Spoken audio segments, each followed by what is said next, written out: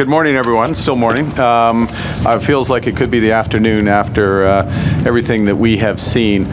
This is an absolutely extraordinary deployment, extraordinary group of women and men, and it is my pleasure to greet the members of the Canadian Armed Forces and our NATO allies. It's an honor. It's a tremendous honor for me and the Minister of National Defence of Canada to be with you here today at the Ādaži base.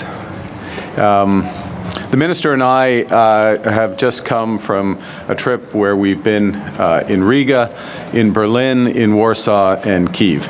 And it is fitting. We've been building up to this moment. It's fitting to conclude our trip here at the Ādaži base, standing with so many courageous men and women who defend our values, our freedom, and our security every day. This, as we've seen this morning, is much more than a military base. It's an anchor of service, of cooperation, a foundation of security. A foundation of security in a world that's more divided, in a world where we must once again contend with hard power, contested borders, and authoritarian aggression. Those serving in uniforms, and 14 uniforms, at this base represent over a dozen allied nations. Allies who train together in advanced combat and strategy. Allies who work together seamlessly. This is one of the impressive accomplishments of this base, Colonel. Working together seamlessly to preserve peace and security in Latvia, collective security in the Baltics, in Europe, and across NATO. Thank you. Thank you for the duty and devotion that you demonstrate every day. When the Minister and I were in Kyiv on Sunday for Ukrainian Independence Day, it would be difficult for us to overstate the enormous gratitude that was conveyed to us by the Ukrainian people for Canada's contributions and the contributions of our allies to their freedom and independence. Canada's contribution over the years includes more than 45,000 Ukrainian security service members who've been trained by Canadian soldiers as part of Operation Unifier. And we'll see some of those soldiers, some of the officer corps later today. Ukrainians know that Canada and our allies stand with them. They know that their cause is our cause, that we stand with them for freedom, for democracy, and in independence. And so it was in 1991, when Canada became the first G7 nation to recognize Latvia's independence. The 34th anniversary was yesterday. We recognized that independence after Latvia had courageously reclaimed independence after decades of Soviet rule. And so it was when Russia illegally annexed Crimea in 2014, Canada, under Prime Minister Stephen Harper, launched Operation Unifier, sending hundreds of Canadian Armed Forces personnel to Ukraine to train Ukrainian troops to fight Russian aggression. And in April of that year, 2014, more than 100 members of the Canadian Armed Forces were deployed here to Latvia to begin Operation Reassurance. Today gives a sense of what's been built on that core. 3 years later, as Russia's threats to the Baltics intensified, so 2017, 2018, Canada stepped up to lead the NATO battle group here at the Ādaži base and added 450 more of our troops. And today, this battle group has grown into a major multinational brigade, with Canada leading more than 3,500 soldiers from those 14 nations.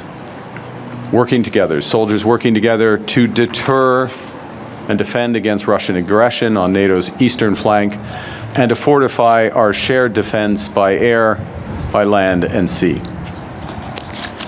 Since its inception, the need for Operation Reassurance, unfortunately, the need for Operation Reassurance has only intensified. In Kyiv on Sunday, I recalled decades ago when President Ronald Reagan led a peace effort with the Russians, he adopted the slogan, "Trust but verify." But Vladimir Putin is not Mikhail Gorbachev. Putin seeks darkness, not glasnost. He seeks empire, not perestroika. We can't trust but verify with Putin. We must deter and fortify. Deter new aggression and fortify our shared defense.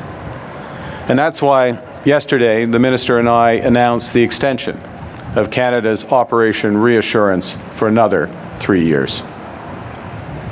This renewal will increase capabilities in Latvia to reinforce our collective defense and to bolster our cooperative security and strengthen that NATO deterrence. The extension of Operation Reassurance is part of our broader mission to rebuild, rearm, and reinvest in the Canadian Armed Forces. This June, along with our NATO allies, many of whom are represented here today, along with our NATO allies, we committed to NATO's new defense pledge of investing 5% of our annual GDP in the next decade. For Canada, this will represent a quadrupling of our defense expenditures in cash terms by the end of this decade. We're making this year alone additional investments of $9 billion. And we're working with urgency and determination to increase our defense capabilities to meet the threats that are growing in the world. Notre plus grande force, ce sont les femmes et les hommes des forces armées canadiennes. C'est à vous que nous confions le soin de porter ce drapeau, de représenter notre nation au service de nos alliés et de nos valeurs les plus importantes. Vous êtes ceux à qui nous faisons confiance pour porter le drapeau canadien, ceux qui risquent leur vie pour lui. En temps de crise, quand les gens voient une foule d'Arabes sur un uniforme, ils voient de l'espoir. Ils reçoivent de l'aide. Et votre salaire doit refléter le poids de vos responsabilités. In moments of crisis, when people see the maple leaf on a sleeve, they see hope, and they get help. And the pay of our soldiers should reflect the weight of their responsibilities. And that's why last month, Minister and I announced the largest pay rise in a generation for the Canadian Forces, with all members of the CAF receiving a pay rise. Those pay increases are retroactive to April 1st of this year, and the rise will be applied on top of base pay. We're also introducing a new military service pay benefit, recognizing the time spent in uniform. And we're increasing the pay for high-risk training and deployments, such as here. And we're reforming posting allowances so that families disrupted by frequent relocations, including some of the soldiers here coming to Latvia, receive greater support. Lorsque les membres de forces armées seront mobilisés ici au pays ou outre-mer, ils pourront se concentrer sur leur mission sans autre préoccupation. Et c'est comme ça que nous faisons en sorte que lorsque les Canadiens et Canadiennes sont en détresse, lorsque nos alliés appellent à l'aide ou lorsque notre souveraineté est menacée, les forces armées canadiennes sont prêtes. To support the women and men of our armed forces, we're making major investments in our military capacities. In June, we struck a new EU-Canada security and defense partnership, leading to Canada's participation in the European SAFE initiative and the launch of the Rearm Europe plan. By doing so, we'll be able to partner with our European allies to invest in new drones, in new ships, in new aircraft, and new munitions more quickly and more economically. And we're also, back home, creating a new defense procurement agency so we can build at pace. So the women and men of the armed forces have cutting-edge military equipment that they need and deserve. These investments will modernize our military, and they'll fortify our leadership role in the world. Si nous voulons dissuader l'agression russe dans les pays baltes et dans toute l'Europe, si on veut assurer une paix durable en Ukraine, défendre et promouvoir nos valeurs de liberté, de démocratie et de paix, le Canada doit le faire en position de force.